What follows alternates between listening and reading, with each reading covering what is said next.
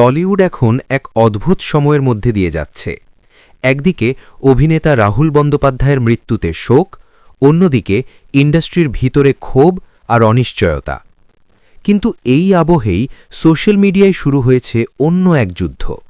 শিল্পীদের লক্ষ্য করে কুৎসিত আক্রমণ, এমনকি তাদের পরিবারকেও ছাড় দেওয়া হচ্ছে না। এই পরিস্থিতিতে চুপ থাকেননি সুদীপ মুখোপাধ্যায়। ফেসবুক, ইনস্টাগ্রামে কড়া ভাষায় তিনি জানিয়ে দিলেন, আড়ালে থেকে নয়, সামনে এসে বলুন।